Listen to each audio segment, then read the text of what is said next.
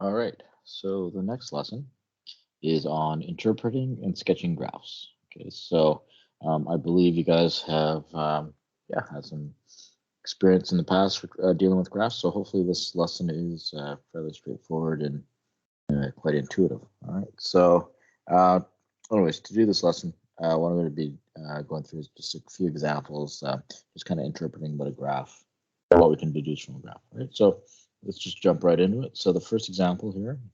Um, yeah, it says in math, a graph provides much information. This graph shows the depth of a scuba diver as a function of time. Okay, so what that means is that when it says as a function of time, that's along the bottom here. So this is your time, and then the depth would be um, along the vertical axis. Okay, so horizontal axis, vertical axis. All right, now the first thing I want to point out is when it says as a function of time, that means that the time here is your independent variable. Okay, so if you recall from the last couple of lessons, we looked at functions and dependent and independent variable. So the time here is your independent variable, whereas the depth is your dependent variable.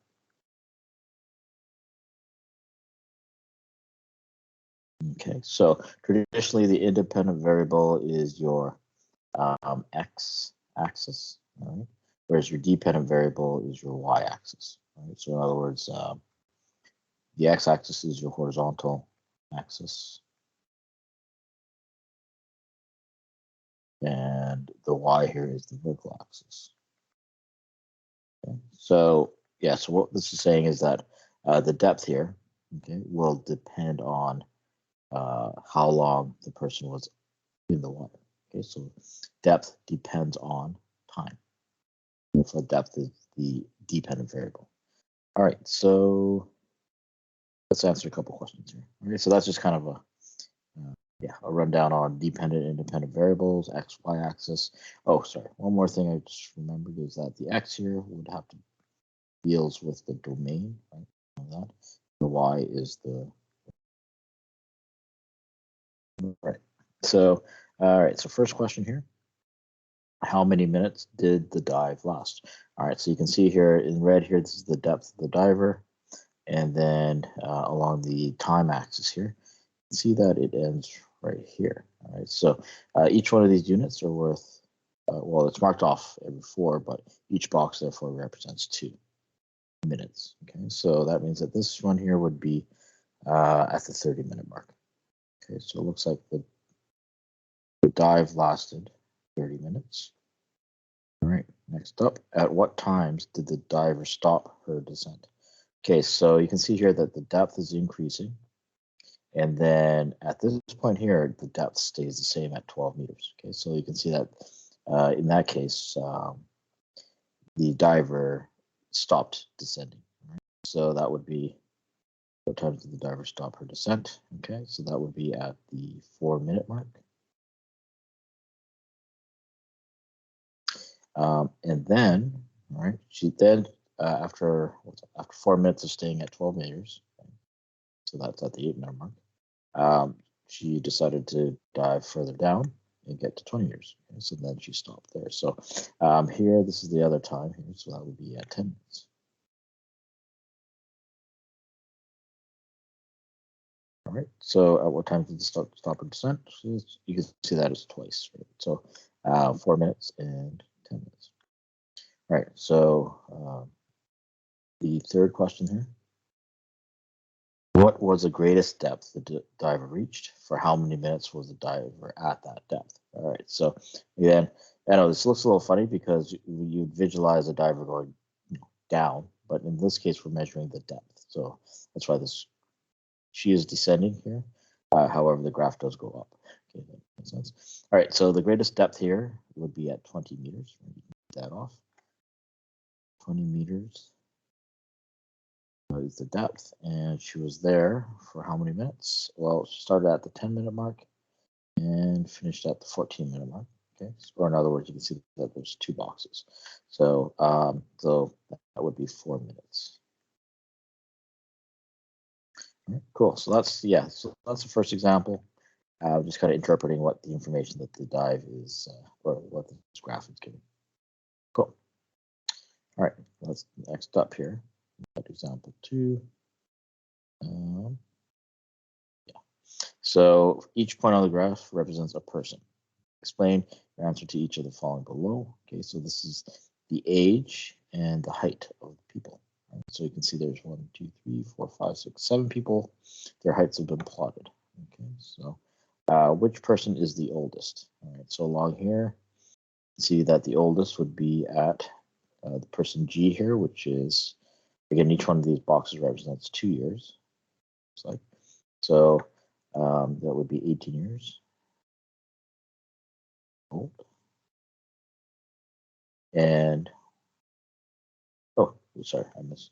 What is his or her age? Okay, so his or her age is 18 years old. That would be person G. So yeah, so person G would be the answer to the first question. The age is at 18 years old. Which person is the youngest? What is his or her age? Okay, so the youngest here would be actually right at 0. Okay, so that would be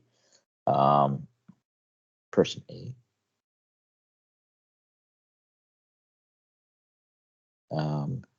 At we'll just say newborn, so, or infant. Okay, so not quite 1 year yet, right at 0 years old. Which two people have the same height? All right, so again, this is your height axis. So you can see here from 2 points at 2 dots that line up. You can see that's B and C.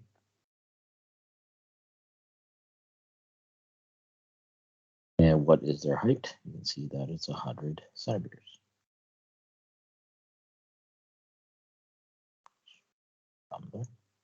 Which two people have the same age? Okay, so this time we're going along here. We want to see if there's any 2 dots that line up, and you can see that person D and E, they have the same age.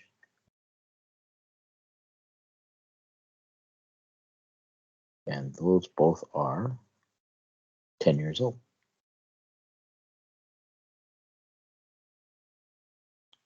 All right, so again, yeah, so these are just answering these questions. Hopefully that, yeah, this all makes sense, just reading off the information from the graph. Cool. Now the third example, this graph represents a day trip from Athabasca to Iquino. I don't know where either one of those 2 places are. Oh, apparently they're in Alberta. Okay, distance of approximately 140 kilometers. Describe the journey for each segment of the graph. Okay, so you can see here that the graph goes this way, levels off, down, levels off, down. All right, so if I want to describe the journey for each segment of the graph. All right, so let me just I'm just going to number these off. So I'll call that section 1, section 2, segment 3, segment 4, and segment 5. All right, so excuse me. The first segment is let's see here, travels straight to Kikino in 2 hours.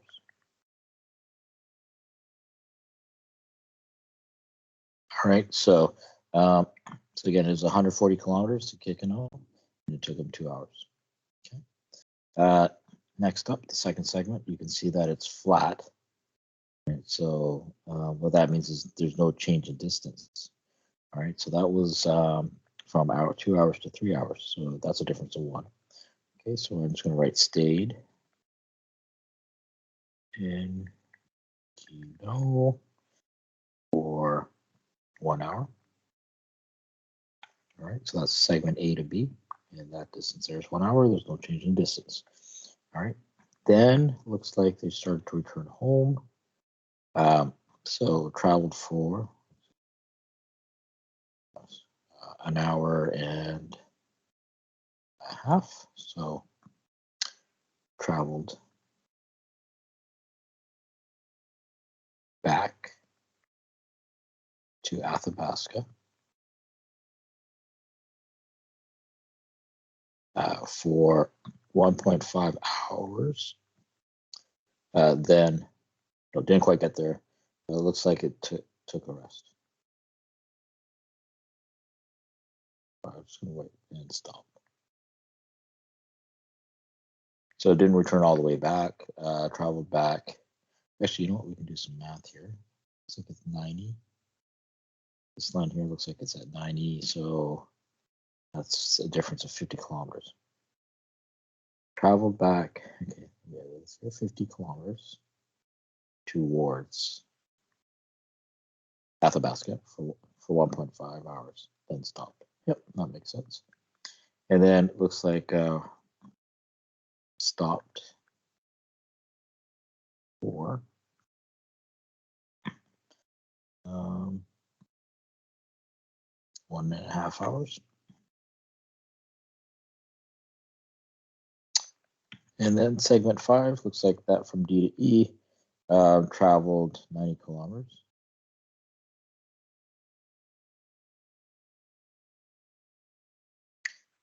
Back to Athabasca. And it took, so in, let's see here, that's, looks like it's 1 hour. All right. So yeah, so this is just breaking down the segments. Hopefully this makes sense. Now, the other thing I want to point out is, judging by the steepness of the lines, right, you can actually tell when they're going faster. Right? So you can see that segment 1, it's not quite as steep as segment 5. So that means that in segment 5, they're driving a little bit faster because this line itself is steeper. So it's going to go faster. Or change that. I'm going to do some math here. Let's just do some math. So we can calculate the speed actually. All right. So, and actually this is pretty straightforward, right? If I travel back 90 kilometers in 1 hour, the speed is 90 kilometers per hour. All right. Now, let's go back to the first segment here. All right. So it took 2 hours to go 140 kilometers.